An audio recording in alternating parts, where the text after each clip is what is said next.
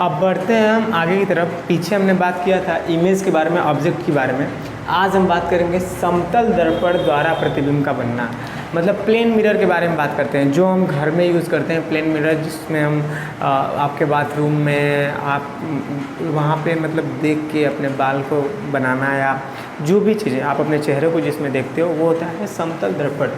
अब इसके कैरेक्टरिस्टिक्स क्या होते हैं, प्रतिबिंब बनता कैसे है और क्या क्या चीज़ें इसमें होती हैं। तो यहाँ पे दिया हुआ है प्रतिबिंब जो होते हैं वो कैसे बनते हैं। पहला, आभासी और सीधा बनता है प्रतिबिंब। कैसा बनता है, आभासी प्रतिबिंब या सीधा प्रतिबिंब बनता है। आभासी का मतलब ये होता है कि हमने प्रतिबिंब के बारे में जब पिछली वीडियो में बताया था, उसका लिंक मैं दे दूंगा, वहाँ पे आप जाकर देख सकते हैं। आभासी का मतलब होता है कि जो ऑब्जेक्ट से जो दो रेज निकलती हैं वो रेज एक्चुअल में मिट नहीं करेंगे, मतलब रियल में मिट नहीं करेंगे, वास्तव में नहीं मिलेंगी। उनको हम बस एज मान लेते हैं कि वो कहीं ना कहीं जाके मिट करती हैं, तो उनको बोलते हैं आभासी। और प्रतिबिंब जो बनता है हमेशा सीधा बनता है। अगर सीधी चीज़ रखिए तो सीधा ही बनेगा, उल्टा नहीं बनेगा, सीधा बनेगा। सीधा उल्टा की बात करेंगे अभी आगे चल के। बिंब के आकार का इमेज बनता है, मतलब कि जितना बड़ा हमारा प्रतिबिंब वस्तु होगा उतना ही बड़ा हमारा इमेज भी बनेगा। ऐसा है, अगर ये 5 सेंटीमीटर का मैंने कोई इमेज रखा उसके सामने, प्लेन मिरर के सामने है, तो उसका इमेज भी जो फॉर्म होगा वो एग्जैक्ट उतना ही बड़ा फॉर्म होगा, उसमें कोई भी डिफरेंस नहीं होगा। वस्तु की दूरी पर प्रतिबिंब की दूरी, अगर हमने वस्तु को 5 सेंटीमीटर की दूरी पर रखा है तो प्रतिबिंब भी जो बनेगा वो 5 सेंटीमीटर की ही दूरी पर बनेगा, इसमें कोई भी दो राय नहीं है। अब लास्ट वाला जो पार्श्व उत्क्रमण का मतलब होता है कि अगर आप कभी भी प्लेन मिरर के सामने खड़े हो, समतल दर्पण के सामने खड़े हो और अपने हाथ को ऐसे दिखाओगे तो आपका जो इमेज फॉर्म होगा उसमें ऐसा लगेगा कि आपने अपने इस राइट को नहीं, अपने लेफ़्ट को उठाया। आप कभी भी जाके प्रैक्टिकल कर सकते हैं। आपके यहाँ प्लेन मिरर है, उसमें आप अगर इसको दिखाएंगे तो आपको ऐसा, आपको प्रतिबिंब में जब बनेगा तो आपको ऐसा लगेगा कि आपने लेफ्ट हैंड को दिखाया है। ठीक है, तो पार्श्व उत्क्रमण। अब ऐसा ही मैंने एक एग्जांपल लिया हुआ, अगर कोई भी प्लेइंग कार्ड है या किसी भी कार्ड पे रेड लिखा गया और उस रेड को अगर आप अपने मिरर के सामने अगर आप करते हो तो वो जो रेड होगा वो आर जो होगा वो रिवर्स हो जाएगा, उल्टा हो जाएगा। आर ई जो है वो भी रिवर्स हो जाएगा, डी जो होगा वो भी रिवर्स हो जाएगा। तो ऐसी जो प्रक्रिया होती है उसको हम बोलते हैं पार्श्व उत्क्रमण या लैटरल इन्वर्जन बोलते हैं। इंग्लिश में बोले तो लैटरल इन्वर्जन बोलते हैं, ठीक है, या रिवर्स बोल सकते हैं, लैटरल रिवर्स उत्क्रमण, लैटरल रिवर्स बोलते हैं। ओके, तो अगर हम किसी भी चीज़ को अगर हम समतल दर्पण में दिखाएंगे तो वो उसका रिवर्स कर देता है। तो एम्बुलेंस में क्या लिखा होता है, एम्बुलेंस, आप लोगों ने देखा एम्बुलेंस वाली गाड़ी पे एम्बुलेंस उल्टा लिखा होता है। जानते हैं क्यों?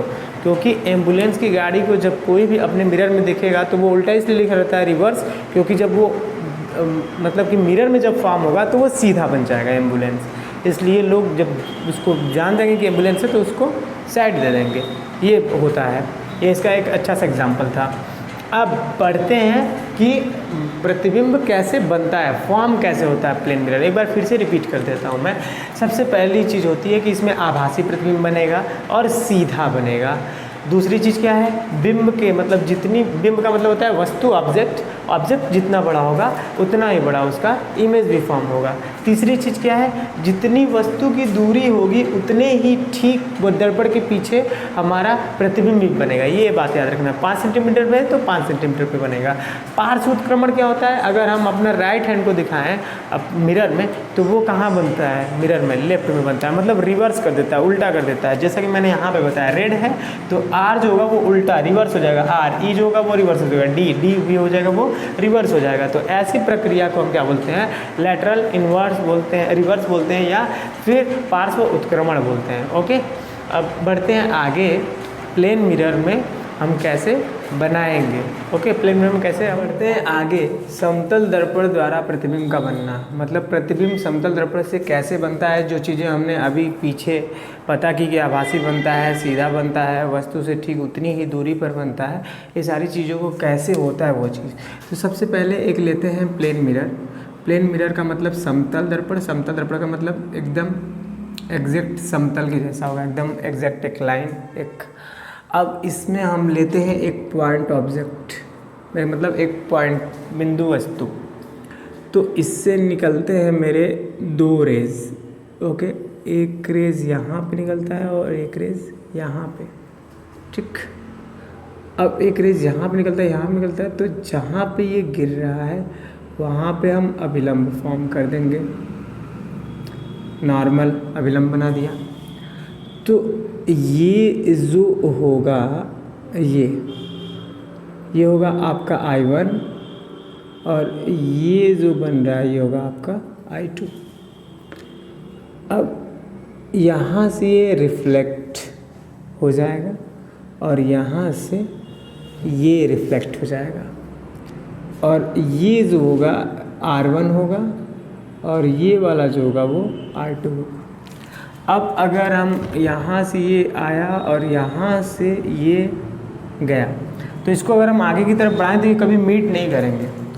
तो जब हम इनको पीछे की तरफ बढ़ाएंगे, मतलब पीछे की तरफ बढ़ाएंगे, तो ये जाके एग्जैक्ट यहाँ पे मीट करेंगे।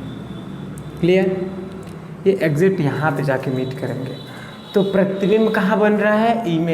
इमेज जो प्रतिबिंब कहाँ बन रहा है? वो दर्पण के पीछे बन रहा है। और मैंने जब इमेज ऑब्जेक्ट एंड इमेज वाला जो वीडियो बनाया था, वो डिस्क्रिप्शन में लिंक है, वहाँ पे जाकर आप देख सकते हैं। मैंने बोला था कि जब भी दर्पण के पीछे अगर कोई इमेज फॉर्म हो रहा है तो वो कैसा होगा? इमेजिनरी होगा या वर्चुअल होगा, आभासी बनेगा। तो फिर से इसको देखते हैं। सबसे बड़ी चीज़ मैंने इसके प्रतिबिंब बनने में 4 विशेषताएं बताई थी। सबसे पहली चीज़ बताई थी कि आभासी बनेगा और सीधा बनेगा। तो आभासी बन रहा है, ऑब्जेक्ट यहाँ पे है और जो प्रतिबिंब है वो आभासी बन रहा है, सीधा बनेगा। दूसरी चीज़ क्या थी कि जितनी दूरी पे वस्तु है उतनी ही दूरी पे हमारा प्रतिबिंब भी बनेगा। मतलब ये अगर 5 मीटर की दूरी पे रखी हुई है वस्तु, तो ये जो प्रतिबिंब बनेगा वो भी 5 ही मीटर की दूरी पे बनेगा। ये भी लगभग दिख रहा है। अगर आप इसको स्केल से नाप के बनाएंगे और इसको अगर आप मेज़र करके बनाते हैं तो वो एग्जैक्ट उतनी ही दूरी पर बनेगा। बना कैसे, वो चीज़ हम दिखाते हैं आपको। देखिए, ये एक प्लेन मिरर है, यहाँ पे मैंने ऑब्जेक्ट को रख दिया। उस ऑब्जेक्ट से 2 रेज निकल रहा है, मतलब एक रेज निकला यहाँ पे और एक रेज यहाँ पे। तो जहाँ पे रेज गिरती है वहाँ पे हम क्या बना देते हैं? अभिलंब बना देते हैं। पहला जो वीडियो मैंने बनाया था प्रकाश का परावर्तन, वो अगर आपको देखना हो उसका भी डिस्क्रिप्शन में लिंक दे दो, वहाँ पे जाके देखेंगे तो अभिलंब का मतलब समझ में आ जाएगा। अभिलंब यहाँ पे खींच देंगे और एक अभिलंब यहाँ खींच देंगे। और अभिलंब और आपतित किरण के बीच के कोण को हम क्या बोलते हैं? आपतन कोण बोलते हैं। ये सारी चीज़ें मैंने पहली वीडियो में प्रकाश के परावर्तन में पढ़ाई है, तो वहाँ पे आप जाके एक बार ज़रूर देख लें। तो I1 और ये I2, मतलब कि ये एंगल और अभिलंब के बीच में जो कोण बनेगा उसको I1, और इस रे और इस अभिलंब के बीच में जो कोण बनेगा वो I2 हो जाएगा। क्लियर? अब वहाँ पे जब ये प्लेन मिरर से टकराएगा तो क्या होगा? रिफ्लेक्शन होगा। तो वहाँ से टकरा के और रिफ्लेक्शन हो गया, दोनों रेज रिफ्लेक्ट कर गया। अब रिफ्लेक्ट करने के बाद क्या हुआ कि अब जो परावर्तित किरण है और अभिलंब है उसके बीच में जो एंगल बनेगा R1, और परावर्तित किरण और जो अभिलंब है उसके बीच में बनेगा वो R2। अब इन दोनों रेज को अगर आगे बढ़ाते जाएं तो ये कहीं भी मीट नहीं करेंगे, क्योंकि ये आपस में पैरेलल है। और आपने मैथ में पढ़ा होगा कि पैरेलल रेज कभी भी अनंत तक नहीं मिलती हैं। तो हम इनको क्या करेंगे? पीछे की तरफ बढ़ाएंगे कि ये एक दूसरे को कट करें। जब प्रतिबिंब पढ़ा रहा था तो वहाँ पे मैंने बताया था कि जब प्रतिबिंब तभी बनता है जब दोनों रेज एक दूसरे को जाके कट करती हैं। तो जहाँ पे कट करती हैं वहीं पे इमेज फॉर्म होता है। तो हम इसको पीछे की तरफ बढ़ाएंगे तो हमारा इमेज यहाँ पे फॉर्म हो जाएगा। तो I फॉर इमेज और O फॉर ऑब्जेक्ट। क्लियर? तो ये प्लेन मिरर में ऐसे ही इमेज जो होता है वो फॉर्म होता है, मतलब समतल दर्पण में जो प्रतिबिंब बनता है ऐसे ही बनता है। तो अब आगे बढ़ेंगे, आगे का टॉपिक पढ़ेंगे।